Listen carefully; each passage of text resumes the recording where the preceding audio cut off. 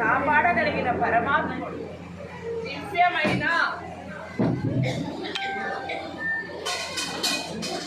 దివ్యమైన పాద పద్మములు వారు పిలుపు లేనిదే మనకు దర్శనము కలగదు. వారు పిలిపించారు అంటే మనకు సకల ప్రాప్తిని అందించగలిగిన వారు భగవంతుడు అందరి వాడు. సూర్యుడు ఎటు చూసినా అందరికీ ఎలా కనిపిస్తాడో, దీపం చిన్న దీపం వెలిగిస్తే చీకటినంతా తొలగించేది దీపం. మన పాలిట దైవము భగవానుడు.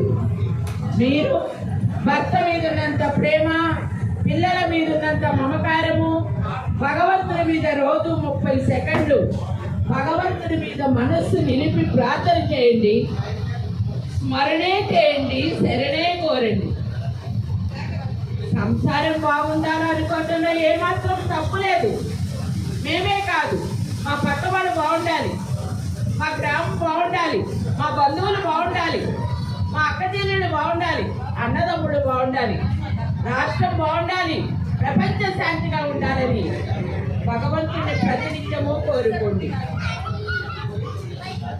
అంటే ఇంటిలో ఒక్కరి దీపం పెడితే ఇరుగుతున్న అందరం ఎలా ఉండగలుగుతున్నామో, ఇంట్లో ఒక్క మనిషి అయినా ఇంట్లో భగవంతుడి మీదకి వెళితే దినదిన పండగే ఆ ఇల్లు.